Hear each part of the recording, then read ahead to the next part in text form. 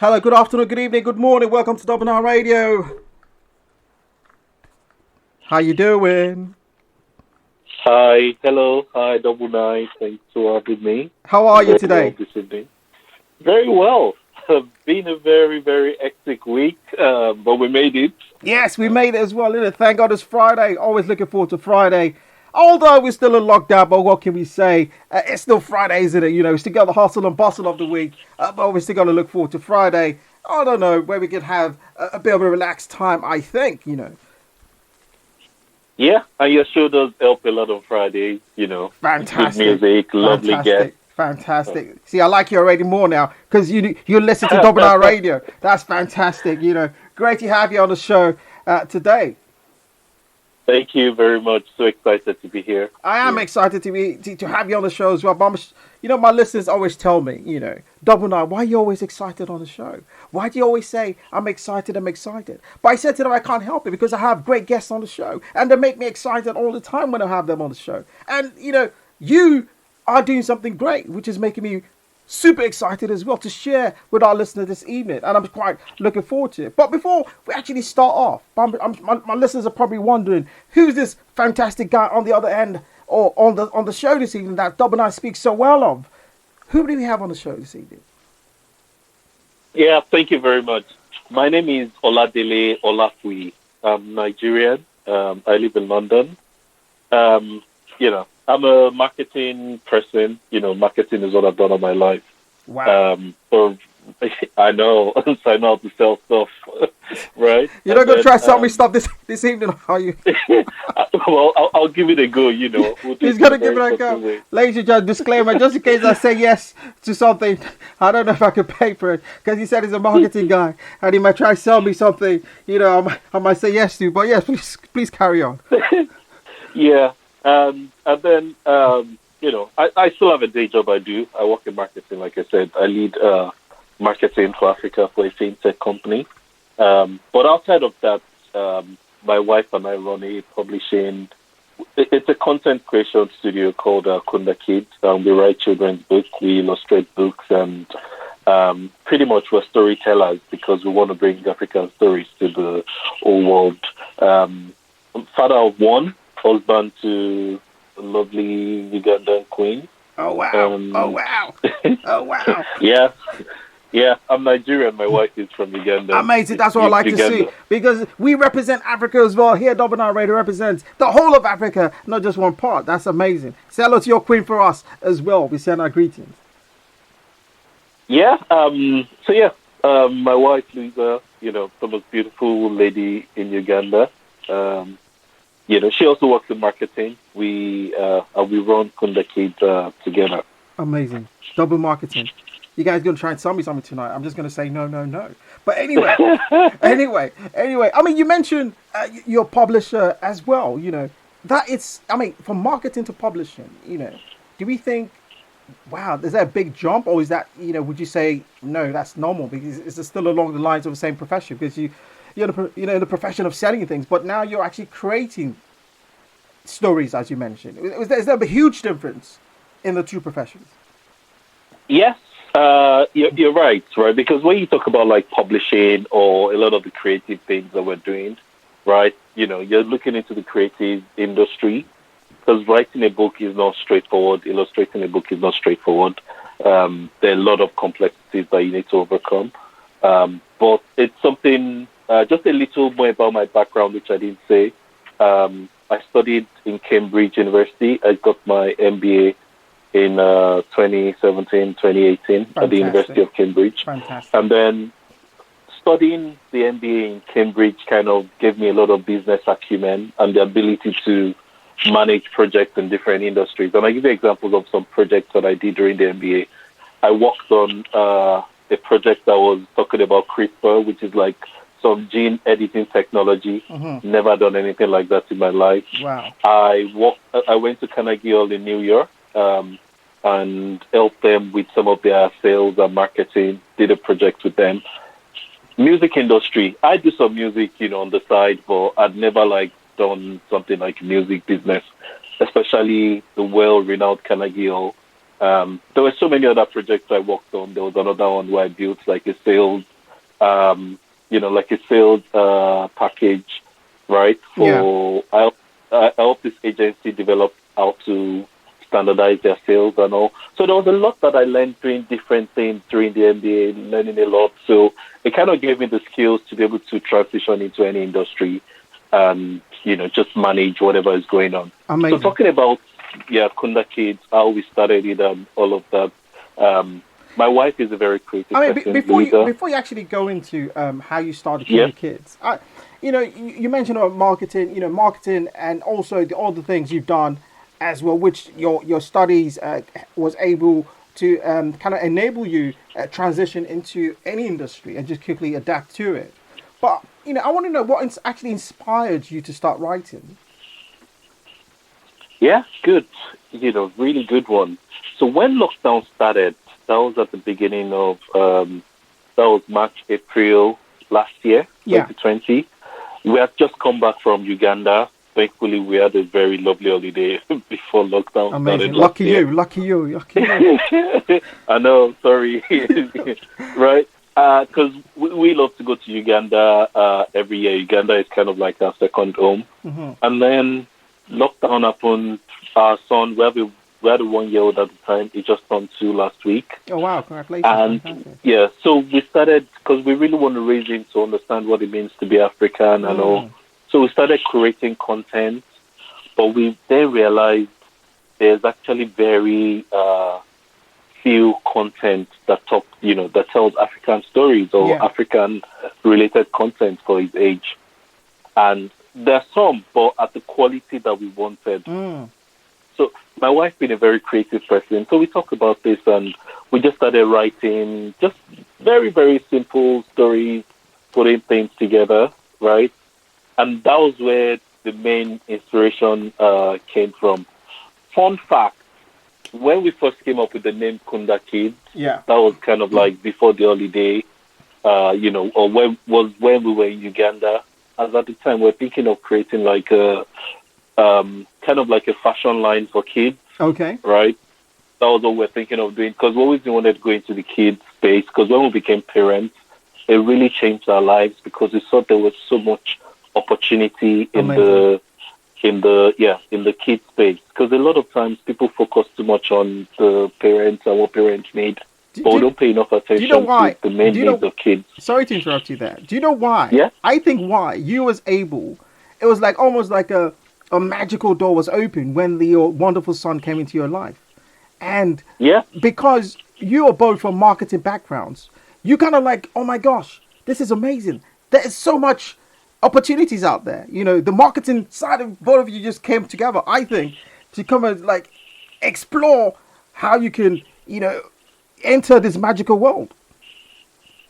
Yeah, you're right. Because a lot of time when we want to buy something and we can't find it, one of the things we think of is, oh gosh, can we build this? Can we can we make a business out of this? Right? Yeah. And for us, Kunda Kids is more than something we want to do as a business. And I'll tell you a lot more about what we want to do in the course of the interview. We want to do this to really transform African storytelling. Because when you look at we Africans, storytelling is embedded in our culture, right? But we want the whole world to get to appreciate what this means. Because it's beautiful. Like, African stories are beautiful, but we don't tell enough of these stories. Yeah. It seemed to be not as popular out there compared to other type of stories. But what you tend to see is some of the African stories are actually adapted into other forms and presented as something else. Yeah.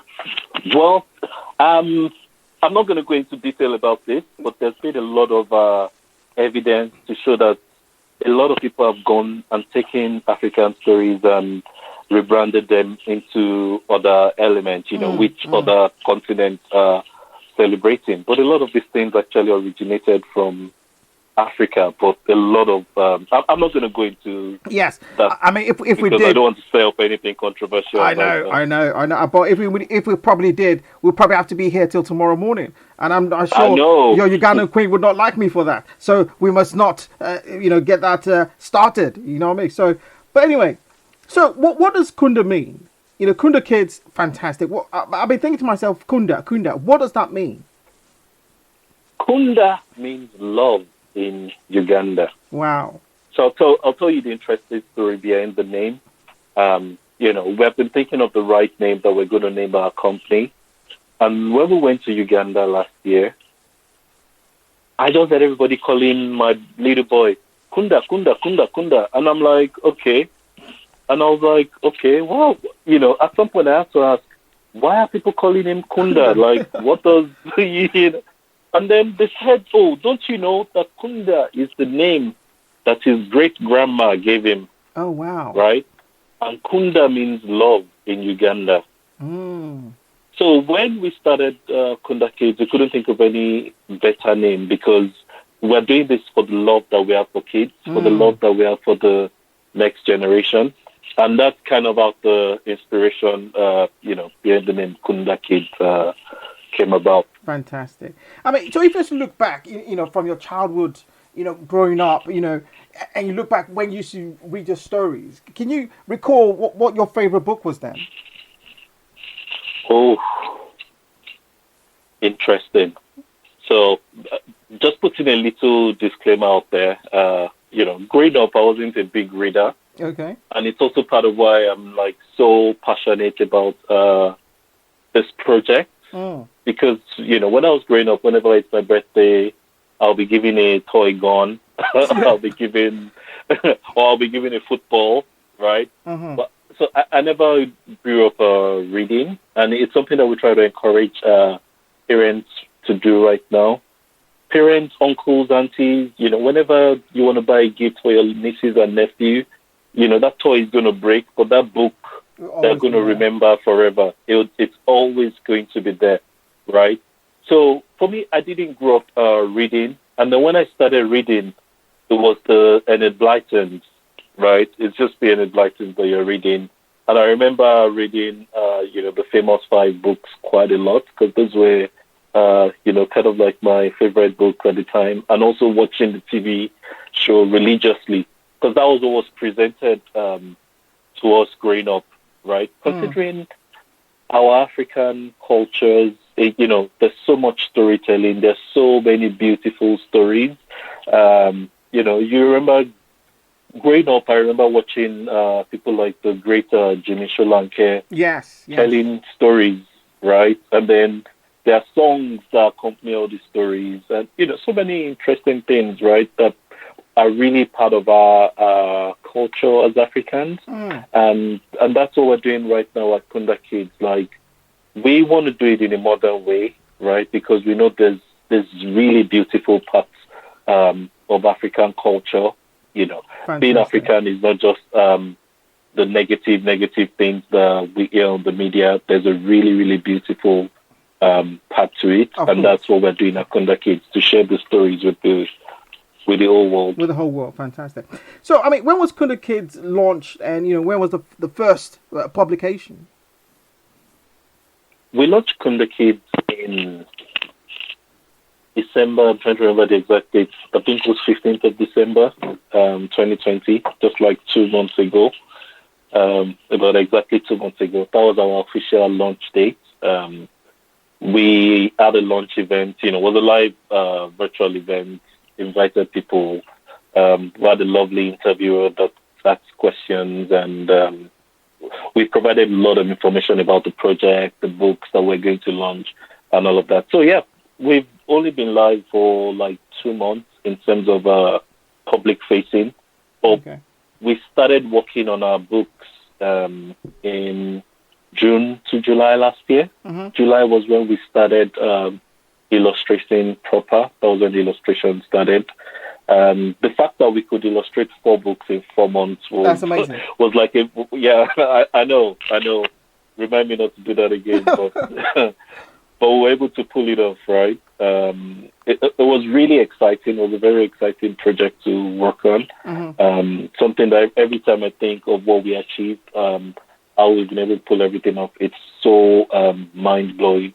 But yeah, we've only been live for 2 full months, thereabouts. Amazing. So you've done 4 books in 2 months. That is quite an achievement. I mean, it makes me ask the question, what is the process of actually getting a book published? Or, how does it actually, how long does it actually take you to write a book? So I'll tell you, like, typically most people will tell you that, if you want to release a children's book, it will take, it will take quite some time, because you need to get the story right, then you need to find the right illustrator, and then all of this could take months. If you work very fast, people might be able to do one book in like 3 to 6 months, right? But there's also the part of generating pre-orders. I could break down the whole process to you, like step by step. This is where you start. But it does take a lot of time to do that. But we were able to find a way to get 4 books done in the space of 5 months. And part of it, I'll put to, just my ability to manage projects and be able to break things up into little chunks and allow different work streams flow at the same time. And also, Louisa, my co-founder, Louisa is the really creative one. So Louisa is the one that she would always look at all the writing, all the illustration, provide direction, give feedback. I was running all the business part of things, like, oh, we need to get this done. We need to raise this amount of money. We need to, that was just me. So I'm always on the phone, chatting with people, making connections, trying to get the business rolling. And so far, I think we've done quite well. Yeah, right? I would say you've done quite amazing.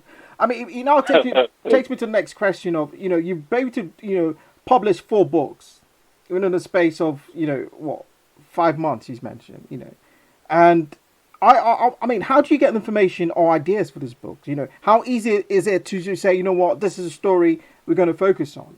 How do you actually get that, information across? Because you mentioned as well, with children's books, you have to get it right, because children can be quite sensitive. They want to be able to absorb the information. They want to be able to, relate with the information as well. So how do you actually go through, knowing that, this is the idea for this book and this is where we're going to get that information from? Okay. So this is what I tell my long story. So you remember I told you when we started Kunda Kids, we kind of, then wasn't really Kunda Kids yet, because it was something else we had in mind. But when lockdown happened, we were creating content for our little boy. Yeah. And then the turning point where we knew we needed to make this bigger, and we needed to make this something that would transform the next generation, right, was when George Floyd was murdered. Oh, wow. Right? Yeah. And at that point, when George Floyd was murdered, there were so many protests going on. Yeah. Very emotional time. Everybody was going to protest. It was a very emotional time. But that was one, I'm the person that, I would always go to protest. Like, there's a protest because I believe in fairness, right? Yes. But when George Floyd was murdered, I wasn't going to any protest at all, because I sat down. It was kind of like I was meditating, like, we need to be able to do something about this. Like, we need to be able to do something. We need to. And then so I channeled a lot of my energy into that. And I would always discuss with Louisa. Louisa would go to the protest, but then I'll sit down, take walks, just always thinking, like, we need to be able to do something. Yeah. And then eventually we came to the conclusion that, what? We have seen kind of like a lot of the worst of what has happened. And the problem is a lot of people that have grown up, those of us that have grown up in the diaspora, I grew up in Nigeria, but those of us that have grown up in the diaspora, a lot of people have been through a lot. And one of it is the lack of self-esteem or identity, right? We have a big identity crisis. Yes. And part of the problem is when children grow up and they don't see themselves in books, when children grow up and they don't build a sense of identity, when they grow up and they don't understand what it means to be black and be proud of who you are, right? It does breed a lot of problems, and when you grow up with lack of self-confidence, it's just a lot of problems down the line. So we, at that point, said, let's do something for the next generation. Let's inspire the next generation. Let's build a whole new generation of people that will know their self-worth, that will know their identity, that will know they come from greatness, right? Because when you look into African history, there's a lot of greatness in African history, right? It is, yeah. And so we said, let's start writing these books and let's target kids. Let's inspire kids. Let's open, because when you pick up a book, like, you can go into a whole new world. There's so many things are happening there. Yeah. So we said, let's start writing these books for kids, and then let's see how we can really inspire them to, to grow up with the right identity, self-worth, and all of that. Yeah. Yeah. So, yeah, and that was it. And so when we said, let's start writing these children's books, we were like, where's the first place to start? And that was when we came up with the idea of Africa's Little Kings and Queens. We said, you know what, let's start introducing our kids to the greatness of some of the kings and queens that we've had in Africa. Like the great Mansa Musa. Mansa Musa, till today, is the richest man in history, right? Well, a lot of people don't know that because we're not taught this growing up in our history, right? Like Shaka Zulu. Shaka Zulu did a lot of amazing things. And I'll still talk about the process of writing the stories. Yeah. Right? But I'm just telling you about the way we came about in terms of deciding the direction we're going to go. Yeah. Shaka Zulu did a lot of amazing things for his people.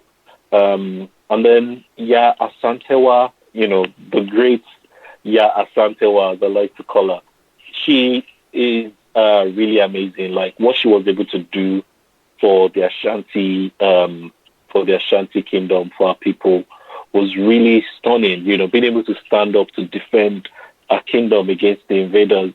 And Queen Kichami from Uganda. Well, that's a big story from Uganda. Yes, of course. Even though there's no story from Nigeria, but I don't know. There's loads of story from Nigeria, as you know, but I'm sure there's more coming. I can tell you why we didn't do that, but I'll touch base on that later. Okay. I'm hoping you forget to ask me, but I won't forget to ask you. Yeah, but I'll touch base on that if you bring it up later. Okay. So when we wrote about, we said let's also pick Queen Kitami from Uganda. Queen Kitami was someone that led a team of elite female warriors. Yeah. Right? And the reason why we wrote this is we want kids to read these stories and be inspired. And the good thing is we're already getting a lot of feedback from parents and kids.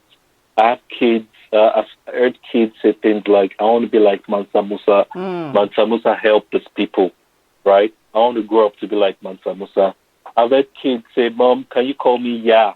I like the name Ya. Amazing. Right? Queen Ya loved that people. She said, and as kids are saying this, they're building a sense of pride. Yes. A sense of self-worth. Yes. Right? And because we know part of the, in building a better world, a better society, it's about helping kids to, grow up to be proud of who they are, proud of their skin, proud of where they've come from, right? We want people to be proud that, yes, we're African, and there's nothing to apologize about that, right? Yeah. So that's kind of what inspired us. That's how we picked the storylines, the direction that we went with for our first set of books. Amazing. While you're, describing, how you get information, the ideas of books, it kind of like resonated with the interview I had with Lekia, who's the head of founder of Project Embrace, who talks about the natural hair of a woman, how is portrayed in media, how is portrayed in society as something unacceptable in the workplace. It seems as unprofessional, and I think again it's part of what we see on TV, the entertainment industry, the social media.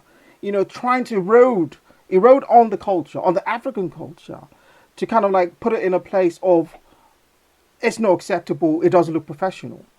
But from your point of view, how much effect do you think social media plays on the intellectual content directed at our children? Oh, even beyond social media, the question you just asked is so deep. And I'll give you an example just from last weekend. So my wife and I went driving because we went to look for some ingredients to cook some Nigerian food. I think that was on Sunday.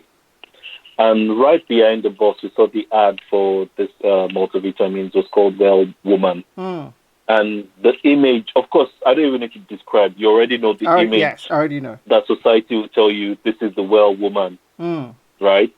And the problem is we grew up, especially me growing up in Nigeria, right? We grew up seeing that person as the well woman. Yes, that's the image. Because that was what we were fed through the whole of media. And that's why you see today there are a lot of children's books talking about, you see air love, talking about, love my hair. I've seen stories of people that didn't get jobs because of their hair. Yeah. Right?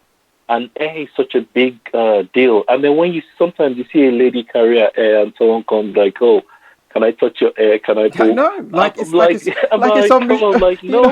what I mean? Like, no, you can't. No, you shouldn't do that.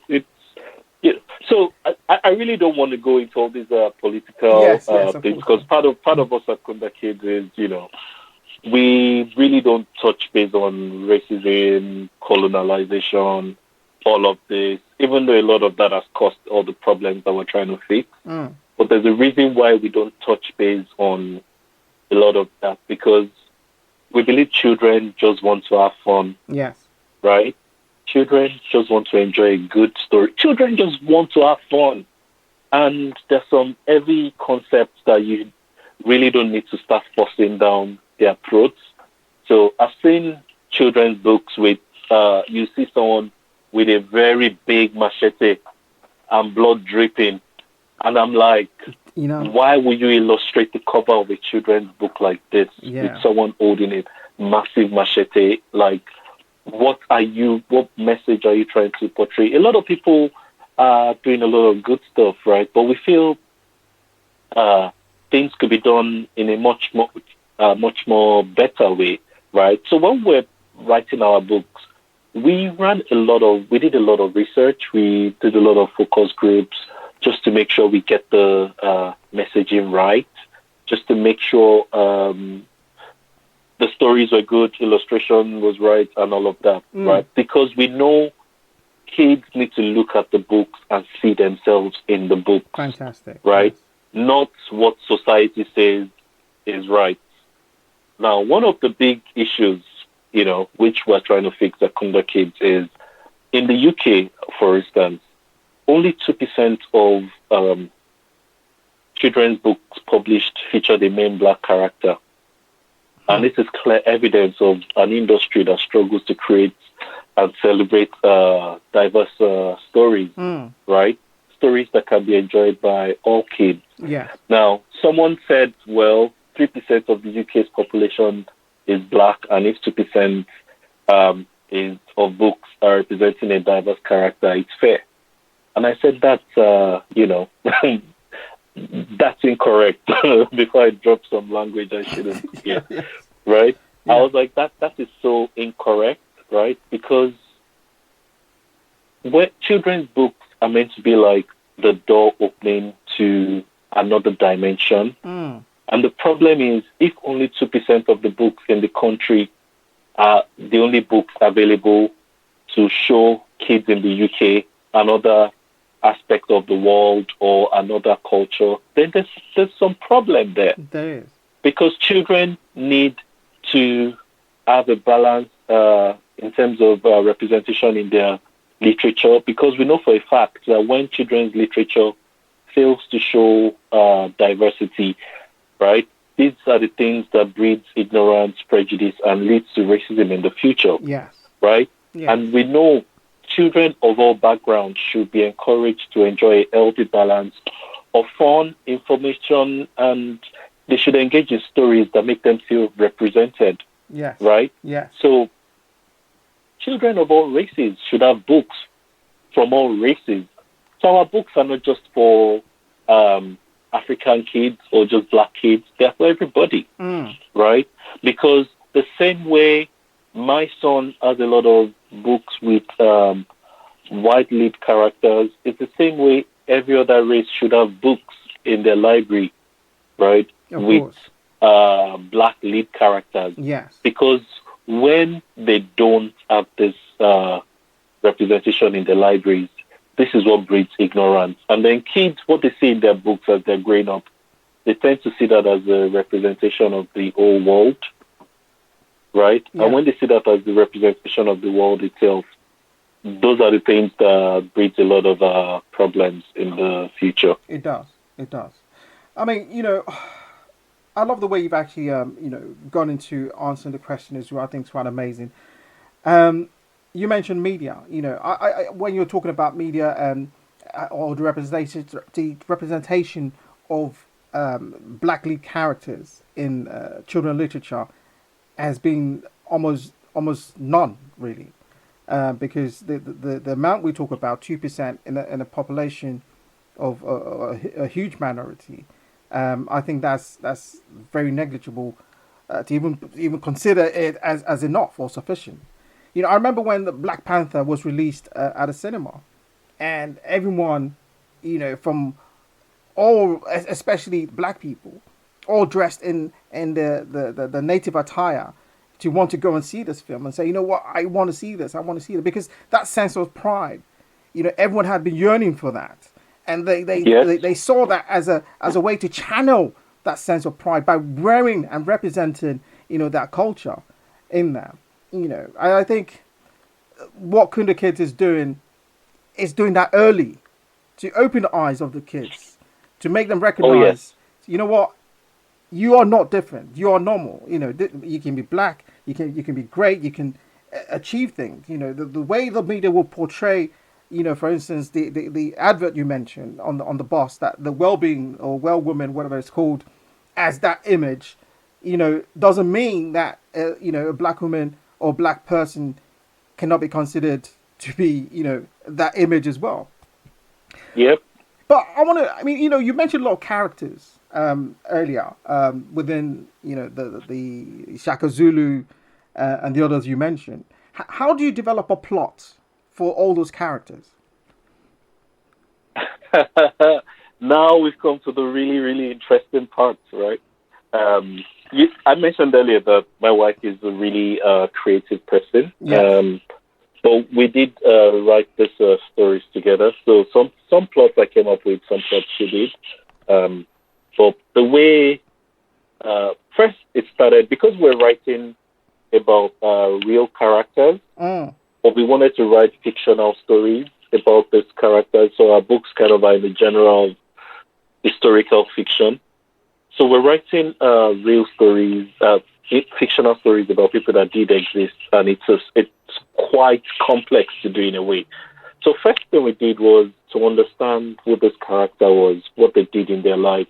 So we read the story of Mansa Musa quite a bit. We learned a lot about Mansa Musa. Mansa Musa, when he traveled to Mecca for his Hajj, he passed through Egypt, and the amount of gold he spent in Egypt devalued the Egyptian currency for 12 years. Blimey! Oh my gosh! He spent so much gold that gold lost its value. Wow! Just because one man spent that amount of gold in a country, right? Mansa Musa used to build a brand new mosque every Friday. There were so many interesting things he did in his life. He expanded the Mali empire.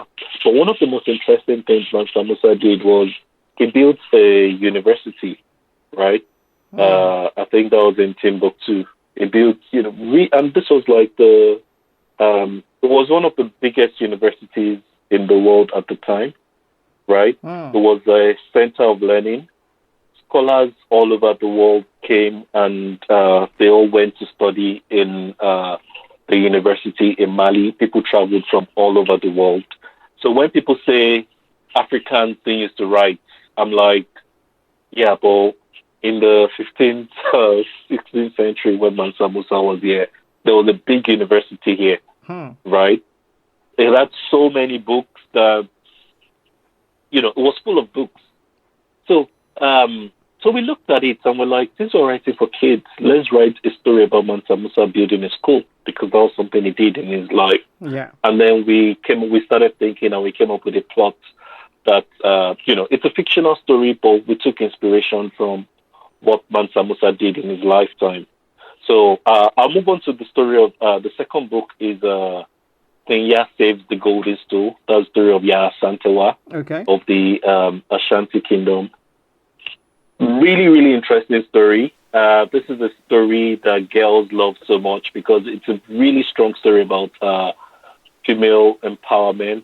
Tells you how strong women can be. Amazing. And if you know anything about African women, African women are like, really, they're really inspiring every time. The So, queens, yeah, those are the queens, the Yeah, black queens. yeah, African queens, yeah. So Yaa Asantewaa, there was a real war of the Golden Stool, right? Where the British tried to take away the Golden Stool, and then she raised an army and fought to defend the Golden Stool. So we decided to take inspiration from that incident that happened in history, and we wrote a story. Queen Yaa saved the Golden Stool, right? So it was a story about some invaders coming trying to take the Golden Stool away, right? And then Queen Yaa fought them with the animals, and it's a really beautiful story, right? Very age appropriate because we found the right way to write that story. It's fictional, but really inspired by something that happened. Now, another story, Shaka Zulu Learns to Dance. This is kind of like everybody's favorite story because it's so cool. Like when you see the illustrations in Shaka Zulu Learns to Dance, they're so beautiful. Like it's kind of almost next level. And when you look at the life of Shaka Zulu was a warrior. He defeated the British, with all their guns and everything, but just with his spear and arrow and everything, with his spear and his shield. Yeah. But we really didn't want to write about the battle part of Shaka Zulu's life because that's what everybody knows Shaka Zulu about. Writing the story Shaka Zulu Learns to Dance, we did a lot of thinking. Like, I'll say that was the book that we thought about the most. Amazing. Because we know Shaka Zulu is a very complex character historically. Historians have given so many different accounts of him. But one thing is certain, Shaka Zulu, was a really great man. Really helped his people, the Zulu nation and all. So what we decided to talk about a slightly different part of the Zulu kingdom. And the reason was this. We wanted to present the Zulu culture in a different way, right? And we also wanted to do something different with Shaka Zulu. So one of the feedback we got is people are like, thanks for telling the story of Shaka Zulu like this, right? We know it's fictional, but thanks for introducing Shaka Zulu this way. Amazing. That it's really good to see a smile on Shaka Zulu's face. Yes. And everywhere you've ever seen a picture of Shaka Zulu, it's always this really, really hard face, never smiles. But people are like, it's good to see a smile on Shaka Zulu's face. So we decided to write Shaka Zulu Learns to Dance because it was a story that talked about the Zulu culture. If you know the Zulu people, very proud people. They love to dance. Yes, they're very proud of that culture as well. Yes. All the South Africans that I know are really groovy people, especially the Zulus. Yes. They love to dance, they love to have fun, they love to party. So we said, let's write, let's present the Zulu culture and introduce people to what they call the Zulu dance. And that was where we took the inspiration to write Shaka Zulu Learns to Dance. Amazing. Was kind of and then the fourth story was Queen Kitami Makes Friends. This, because we wanted to write a story about friendship, wanted to really tell kids, the importance of making friends. No matter who you are at whatever age of your life, you still need to make friends. You move to a new country, you move to a different environment.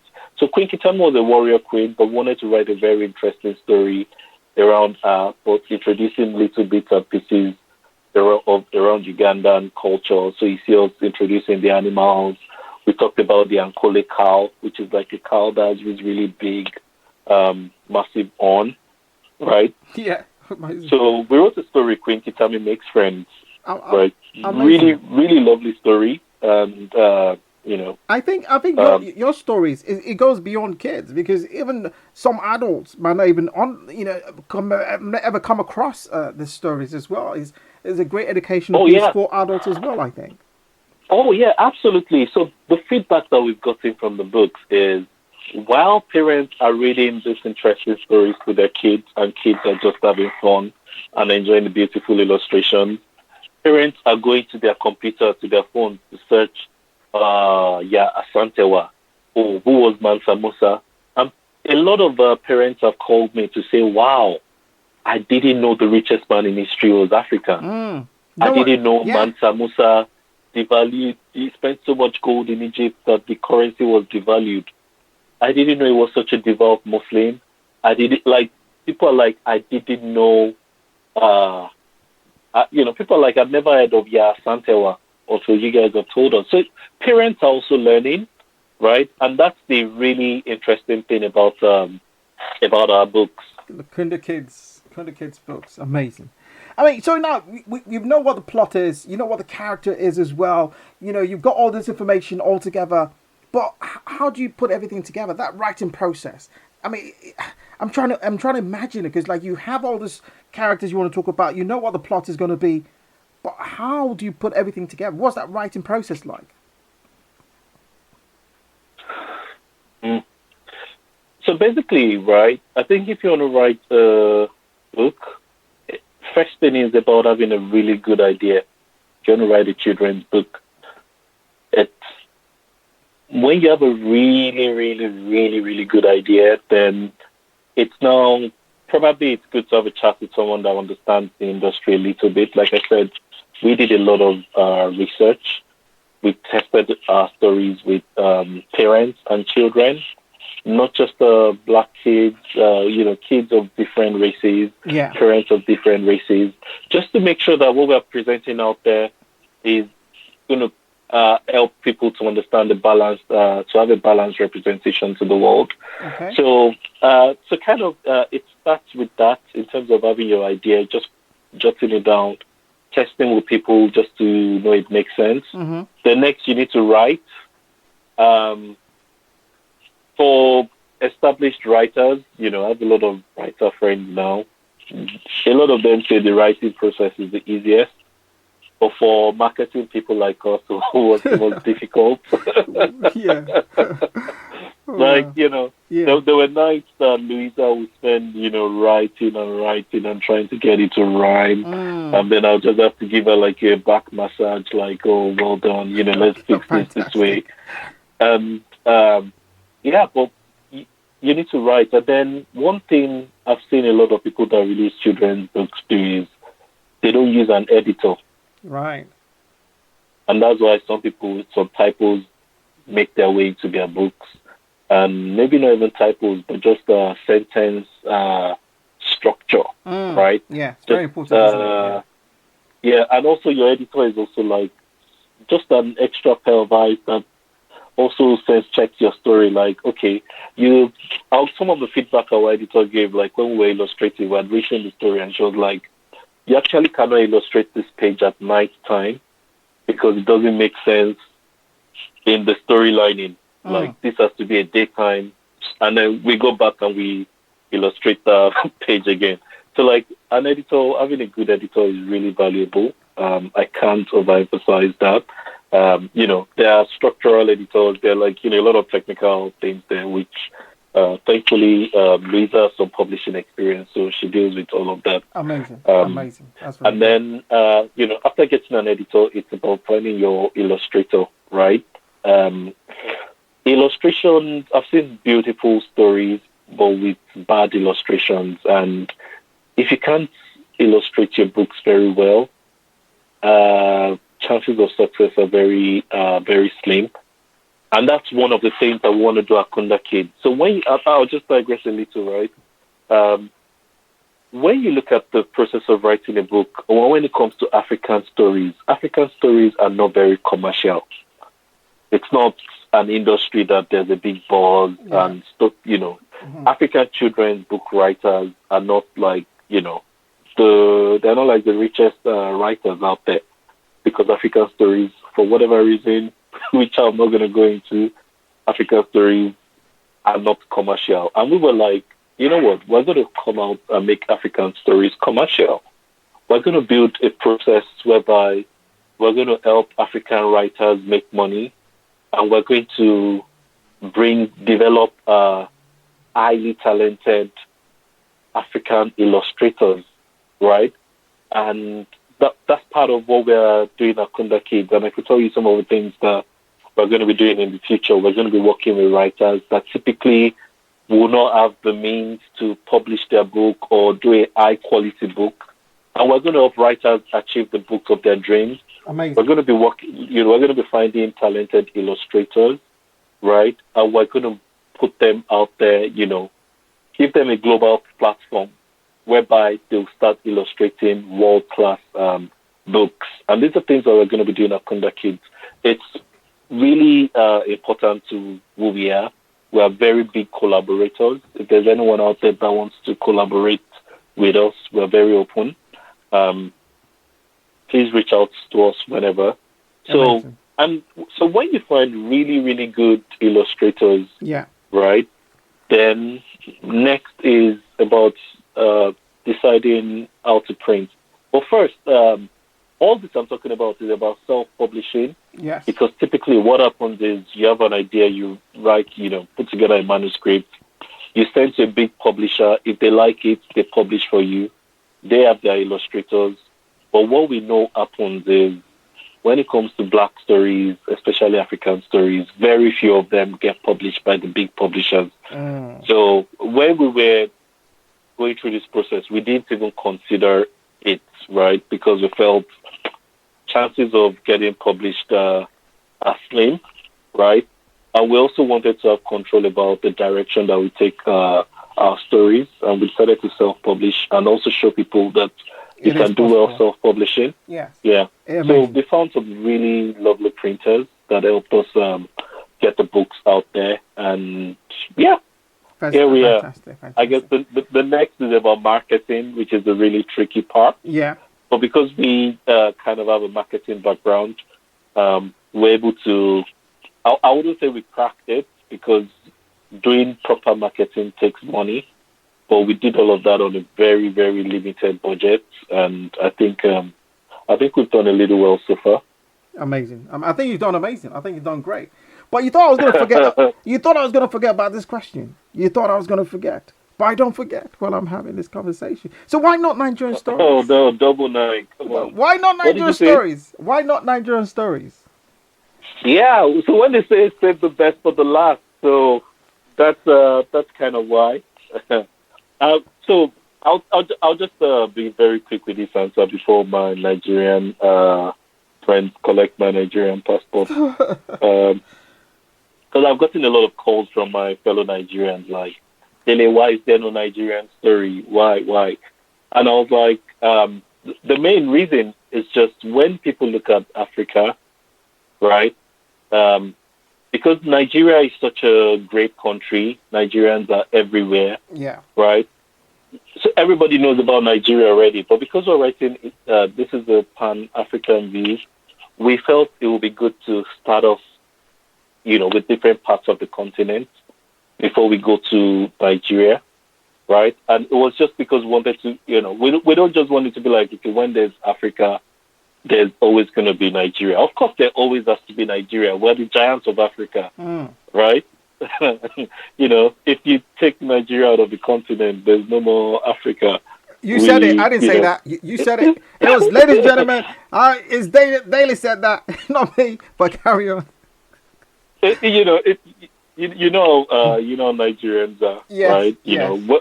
We're the most amazing people in the world. Yes, we are. Fact. Everyone that has Nigerian friends, but we thought it was important to touch on different parts of the continent. So we went to the south, which is South Africa. We went to the East, Uganda. We were going to write about Santewa. We also wanted to write about Mansa Musa, right? And just so my Nigerian friends and family know, there's a story from Nigeria that is in the pipeline, and it's amazing. That's all I have to say. Fantastic. It's amazing. Fantastic. Okay, on that note, we're just going to go for a short break, and we shall be back on the other side to find out more about the co-founder and Kunda Kids as well, and where you can actually purchase this fantastic books as well. I'm having such a great time on the show. Stay locked on, stay locked in. We shall be back on the other side. It's your host, Double9, on Double9Radio. Welcome back. It's Double9Radio's 1909, 1902, 2021. We have the amazing co-founder of Kunda Kids Books on the show today with your host, Double9. Amazing. Mr. Dele, I hope you're having a great time on the show as well. Oh, yeah, absolutely. Having a great time. Fantastic. Thanks for having me, Double9. You're most welcome. I mean, just before this break, I asked the question, why no Nigerian stories yet? I mean, you gave the, somewhat kind of reason, because everyone knows about Nigeria. Everyone knows that Nigeria is part of Africa, but there are other African countries you want to showcase and let people know about as well. I agree, but I think there's still some great stories. Even some of the stories from the Nigerian culture have been adopted in Nollywood as well, which I'm sure you know. I don't want to be giving some advertisements, so free advertisements for any films in there. But, we know one recently, which actually did quite well in the box office, was an adaptation of a Nigerian story presented in a different form. Yeah. I'm sure you know this one. But don't say the name, because I'll send you the bill if you say the name. Oh, please don't, sir. We still need money at Kunda Kids. You still need money at Kunda Kids. Amazing. So, hopefully we get some Nigerian stories, but you said we save the best. Yeah. We save the best for the last. And I'll tell you, I'll tell you another reason why. Because at Kunda Kids, we have a clear product roadmap for 2 years. Okay, fantastic. And to be honest, there's a lot of Nigerian stories coming up. Okay, fantastic. Yeah, so there are a few Nigerian stories in the pipeline. Great. So, you've been doing this for, a while now, and I'm sure you're getting better and better at it as well. So, what's been the most surprising things you've actually learned in actually creating these books? Wow. For me, I would say is never underestimate what you can achieve. Right? That's it. Like, never, ever underestimate what you can achieve. That's once you put your mind to something, right, you just never know how big it can get. And to me, that's like, I wouldn't say I underestimated what we're going to achieve, because the vision was always clear. Yeah. But what took me by surprise is that we've had 100%, unanimous feedback.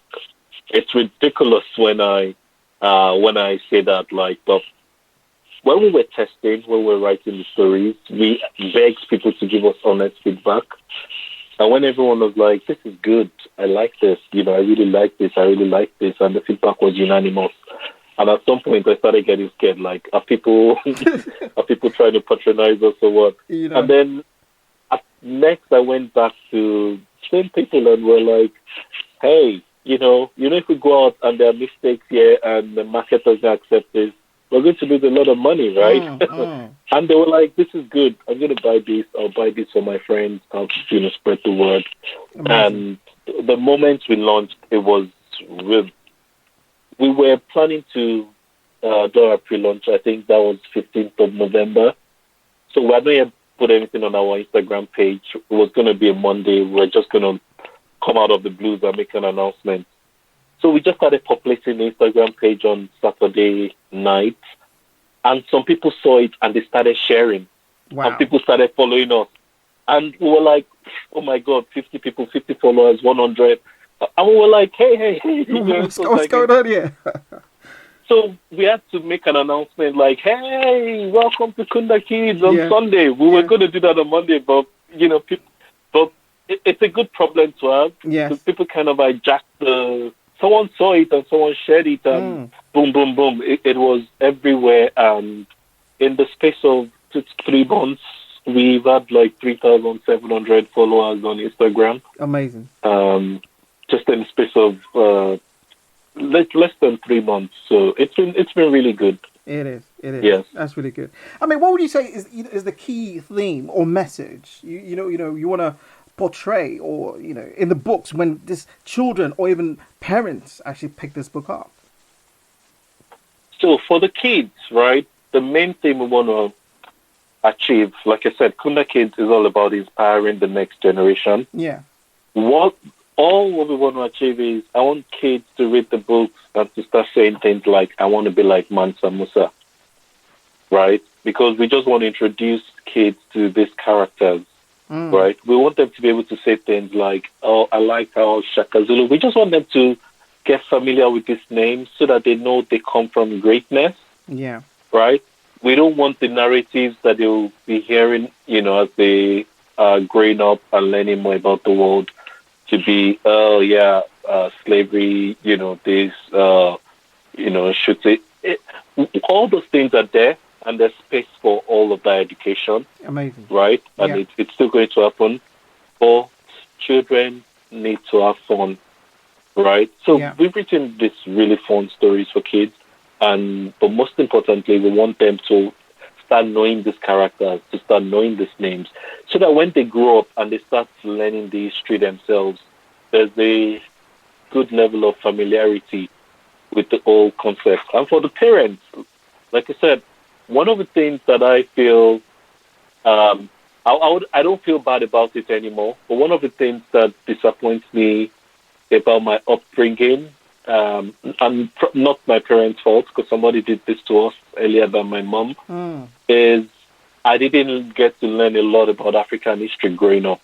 And when you look at even our curriculum back home, right, they're teaching about World War II, they're teaching about other things, they're teaching about Alexander the Great in our history back home, but not teaching about Chaka Zulu in our history. Yeah. Right?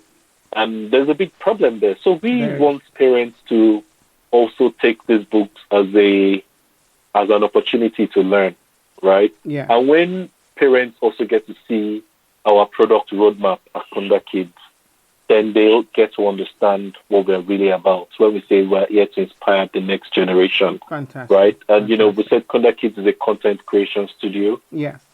We make books, we make music, we make animations, right? And, that's the whole plan for Kunda Kids. I mean, I think that's quite amazing. It's quite great you actually took this on. And, you had inspiration from your son, from wanting to educate your son and say, you know what, I wanted to have a better outlook in life. I wanted to be educated. I wanted to understand more of where he came from. But, I mean, why do you think it's so important, to have children's literature and content, representing individuals from different backgrounds, cultures, and races? Yeah, good. So one of the things that we hope for, right?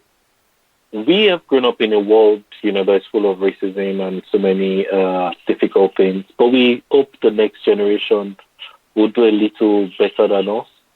And we know for them to do a little better than us, right? It starts from children's literature. Because I said this earlier. When children's literature doesn't show diversity, kids grow up ignorant. So if a child growing up in, a country in Europe, right, if all he sees in his literature are animals and books full of white kids, it doesn't have that awareness that there's a whole continent of over 1 billion people that are black. Right? And when it doesn't have that awareness, you don't know how it's going to accept this 1 billion people when it grows up. Exactly. Yeah. Right? And, it might say, oh, I didn't know about you guys, well done. It might say, oh, I didn't know about you guys get away. And, that's problem again. And that's why we encourage all parents to get our books, right? So your kids know, oh, there's a country called Mali. Mali had a great man called Mansa Musa, right? And that's enough history for you to learn as a 3 to 8 year old, right? There's a country called South Africa. It had Chaka Zulu. Oh, he had a spear, he had a shield. The Zulu people could dance. They learn that because they need to start seeing different cultures, different people, seeing different places, right? And when children accept other races, other colors in their literature, right, it helps them a lot when they grow up, because chances are when you go out of that little village that you're living in, that everybody is the same color as you, and you go to a bigger school where you have people of different colors, you would accept them because you've seen them in your books. But imagine all through your life you've not seen people of other colors, and you go to a school and that's the first time you see someone of another color. It can be a difficult experience at that point. Of course. And that's why in writing Kunda Kids books, we felt, since we want these books to go into all households, we need to make sure we do it at the right quality level. We need to make sure we don't compromise quality, so that the excuse won't be, oh, yeah, those books don't look nice enough, I can't expose my kids to them. Amazing. Right? These books are beautiful, and these books are good for everyone, and these books will help our kids grow up and see themselves more in stories. I mean, you mentioned, the representation of ethnic minorities with children literature is about 2%, which I think is quite appalling, really. I mean, but why do you think there's an underrepresentation of ethnic minorities in children's literature? Well, that question is deep. I'll answer it just with a few. I'll say, the gatekeepers, right? And probably when you look at the publishing industry, it's not a diverse industry. And I'm just gonna give you an example. I'm sure you've seen Coco Girl magazine, Coco Boy magazine, really brilliant. Sorry, I don't know if this is advertisement, but it's fine. I send an invoice, the marketing thing. That's it. It's done. I'll forward it straight to them. Right? Okay. Really brilliant magazine. Like, we follow them on Instagram. When we saw them, we took a lot of inspiration from them. Now, they won an award, I think was like a Newcomer of the Year award just a couple of weeks ago. And it was mind-blowing. Now, I listened to the story of the founder. She had worked in the industry for so many years. What broke my heart, right? When I watched the story, she was crying. What broke my heart was when she said they employed an intern for her, and the intern later became her superior. Amazing. Not like it took time. The intern rapidly became her superior. And that just tells you the kind of industry. She had been doing such good work, but was never recognized, never put forward for awards until she took her creativity and went ahead to do something for herself. And then everyone was like, wow, we never knew you were this talented. We never knew. So my point is, it just reflects of the industry, right? I can give you so many examples, but I really don't want to go into. Of course. Yeah, but it's just the industry, and I hope the example that I gave, Yes, it did answer the question sufficiently. Yes, it did. Yeah. I mean, we talk about social media, which is quite a powerful tool. I mean, you give it a great example of that, where you posted something about Kinder Kids, and before you knew it, someone had shared it, and within a space of 3 months, you have about 3,000 followers. I think that's quite amazing. That is the power of social media. But in the same vein as well, we look at social media and we look at African culture and we look at the Western culture. Do you think, that African culture is being eroded or is being forgotten and being replaced by the Western culture? Because it seems to be more adopted by the African child. Again, I go back to where, Lakia came on and talked about the hair thing. But when you go on social media, what is portrayed is African hair is unprofessional. African hair or natural hair is unprofessional. But, is this the power of social media again? But do we think the culture is being slowly forgotten and being replaced by this Western culture? So I'll tell you something, right? Because I know exactly. I'm gonna attack this question at 2 points. Uh, Point one is going to primary school in Nigeria, right? There were teachers that would bring out the cane. Of course, our teachers used to, how it is. They give us Yeah, the cane yeah, when you yeah. misbehave, and I think I had a fair share of this in my in my lifetime. And then, but the teachers that would give you the cane when they're like, stop speaking vernacular. I'm sure Mm. this is the term that, and that's what they say every time you're speaking your native language. You say something to someone in Yoruba, stop speaking vernacular. Because at some point, someone told us that when you speak English, right, you're educated. And then some of our parents got to believe that you find parents that say things like, "Oh, don't speak Yoruba to my child, right? Mm. Don't speak this language to my child." And then we started seeing our languages as less important. So now the second point I'm attacking it from is when you go back and look at our parents growing up, especially their own parents, more like our grandparents, right? Those that could speak English, like they call it Queen's English, right? Back then, I'll say like in the 50s, in the 60s, they were almost elevated in the society because they're like, yes, you're educated, you're learned. So you see people trying to working so hard, I can imagine how difficult it must have been for our grandparents, Mm. trying to learn English and forcing their own kids to make sure they speak good English because when you speak English, that's when you are looked at as educated. Now, let me touch on something else. I'm going somewhere with all of this I'm saying. So I was in a clubhouse chat last week, and someone was like, "Ah, man, I met this Igbo guy, and I think the guy was trying to woo her, but she was like, his Igbo accent is so thick, He'll say, oh yeah, he'll say this, he'll say that," and I'm like, "But you're shaming this guy because this guy speaks his language very well. Mm. It's because he speaks his language very well that there's some words he can't pronounce very well in English, right? Because he speaks Igbo fluently. That's like his first language, and he's Yeah. had to learn English.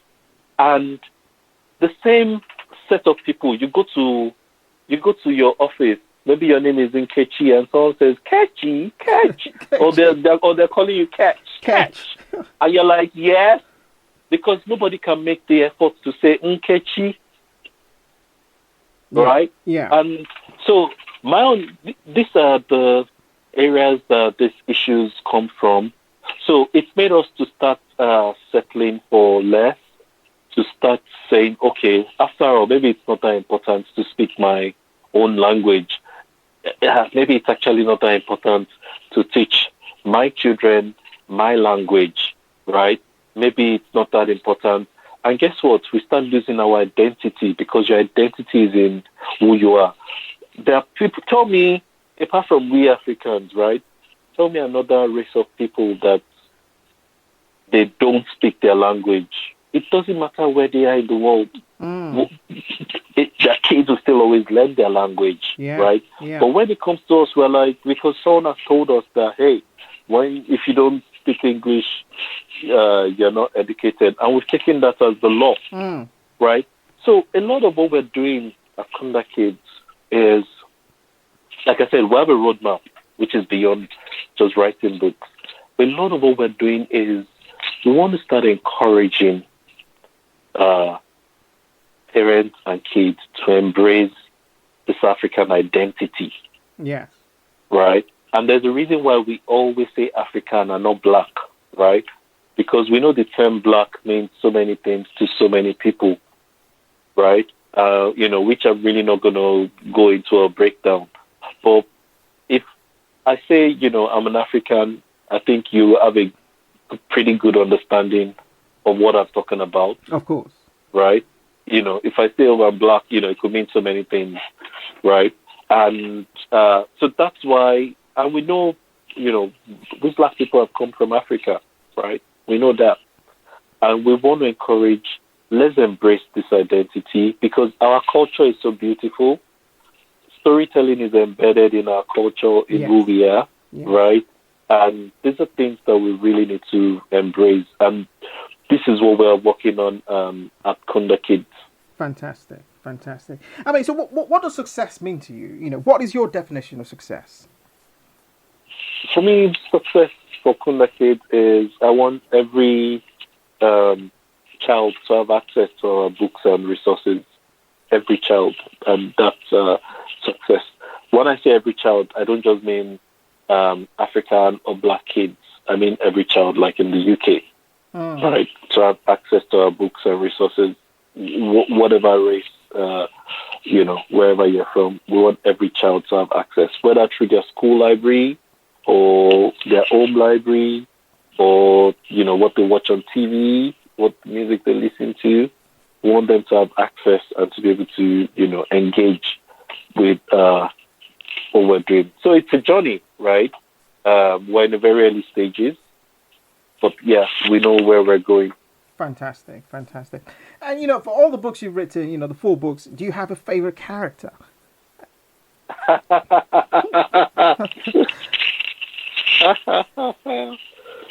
Do I have to answer this? Yes, it's live. You have to answer the question. Which is your favorite character? No political answers, please. No, absolutely. Well, okay, well, now that you said that, my answer is going to sound political. But you remember earlier when I said Shaka Zulu makes friends, Shaka Zulu learns to dance is like everybody's favorite book, Yeah. right? Like over 80-90% of people that have seen the book series, they love Shaka Zulu learns to dance. But that's not my favorite book, right? Okay. My favorite book is Queen Kitami Makes Friends. Amazing. And why Not is that? because it's Ugandan, not because it's a story from Uganda. Are we sure? Okay. Yeah, I promise you it's not because it's, I love Uganda. Uganda is one of the most beautiful places in the world, Yes. right? Yes. And, there's somewhere we go in Uganda where we had our wedding.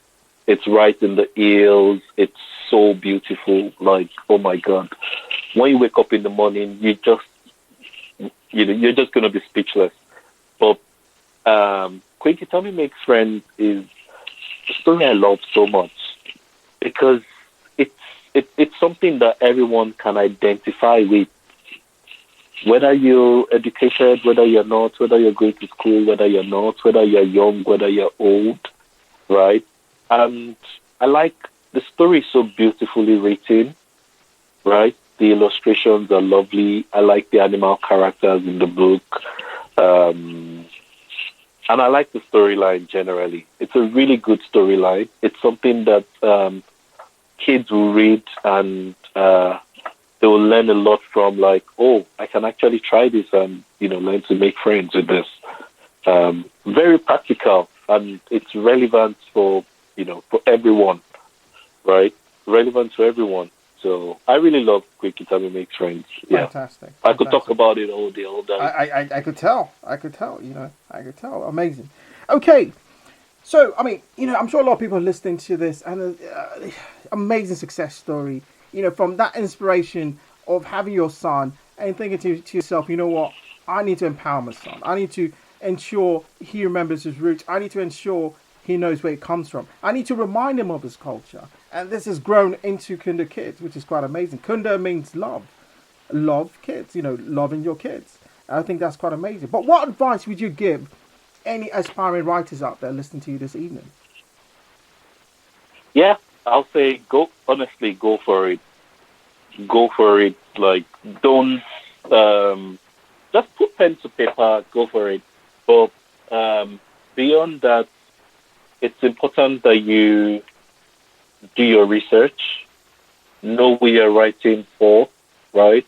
I've seen a lot of books that are not age-appropriate, content's not appropriate for kids, or, like, you need to know who you're writing for. You need to know what they really want to,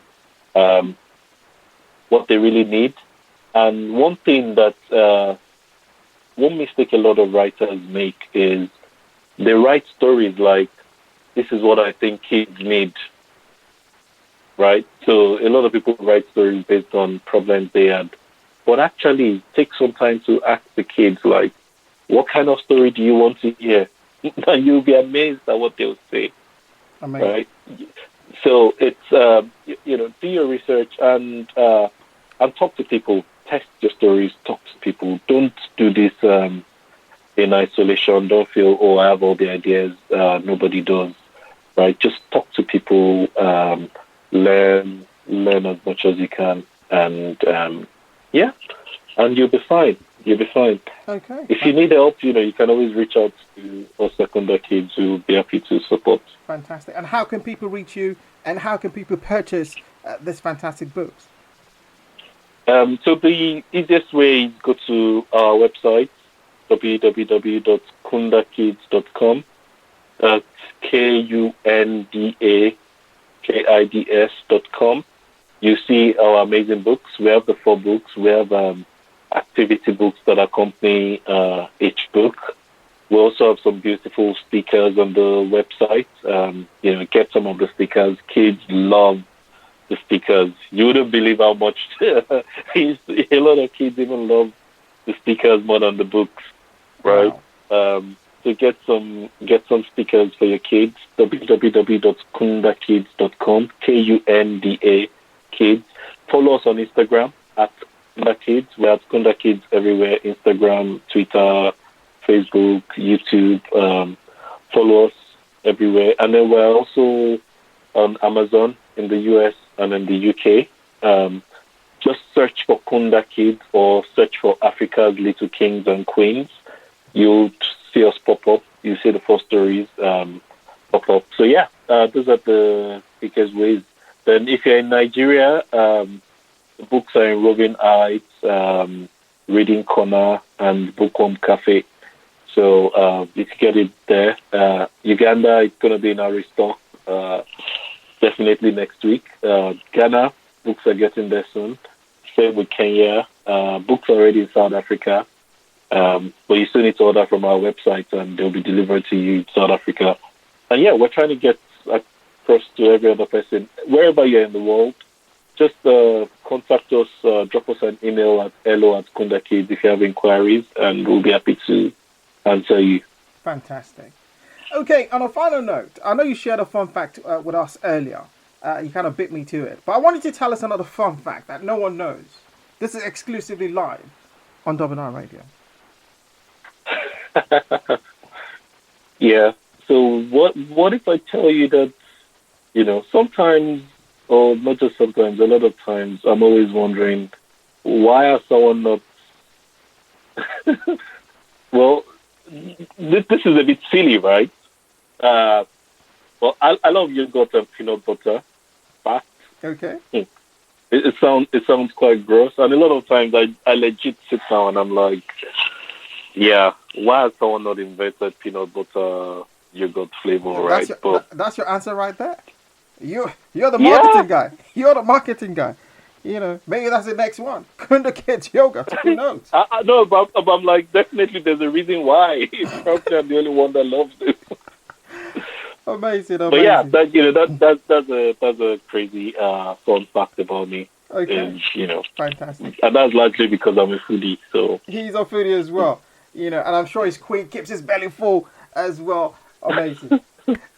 Man, Dele, it's been amazing to have you on the show this evening. I've had such a great time, and I've learned so much. And I've actually been inspired by you as well, and how you've taken on the responsibility to ensure our children, are educated, are inspired. Inspiring the next generation is very important, because we don't want to look back 10 years from now, 20 years from now, 60 years from now, and they're still doing a protest against racism. Or they're still protesting against injustice. Hopefully, this new turn of where people are waking up in a way, or in all the protests we've done, we don't have to repeat it again. I ideally hope so. And I commend you for actually starting or lighting, the torch of empowering the children to make sure that, they recognize their culture and love the background, because being African is a beautiful thing. It should be accepted globally with no opposition in any way.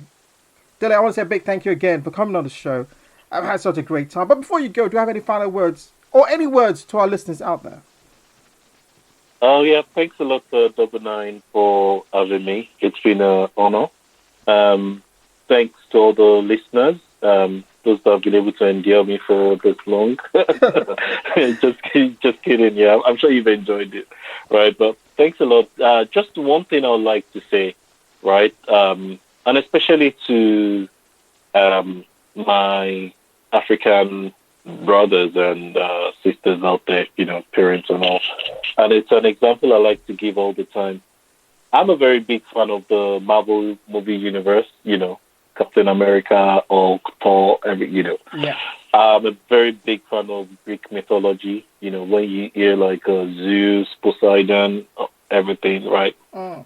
I read, I've read a lot of Greek mythology before I started reading African history and all, right? But one thing that surprises me, and I need to, I tell everybody every opportunity I get to is when you hear something like Shango, right? That's the Yoruba god of thunder. Yeah. I'm sure wherever you're from, you have your own deity that is the god of thunder. Yeah. We always say, no, don't talk about Shango near me. But then every day we celebrate Thor and Zeus. We're like, oh, I love those guys. They're so cool. And I'm like, think about that. It's something I like to tell people. If you dislike Shango the same way you dislike Thor, and I'm like, yeah, okay, I have no problem with you, but think about that. Why is it that when it comes to African things, we're bad, and when it comes to everything from the West, it's cool? I like to tell people to think about that, right? And yeah, that's it. Amazing. I'm just going to pack it there. That because is it's a whole topic for another day. It is. That's such an amazing one there. Again, I want to say thank you very much for coming on the show this evening. And do remember, ladies and gentlemen, Kunda Kids are available online as well. And also make sure you follow them on Instagram. And it's Kunda Kids as well on Instagram. Or you could just go onto Double9Radio Instagram page and click on the flyer for today. And their handle is actually on there as well. And also, it's open to any collaborations out there as well. So do reach out to him as well. Dele, I want to say a big thank you again for coming on the show. I've had such an amazing time. Thanks, Double9. And I'm sure we'll possibly have you back at some point as well. Maybe to talk about those Nigerian stories as well. Thank you. Oh, yeah. You. I'll definitely let you know when they're live. Fantastic. Have a great weekend and keep safe. You too. Bye-bye. Thanks.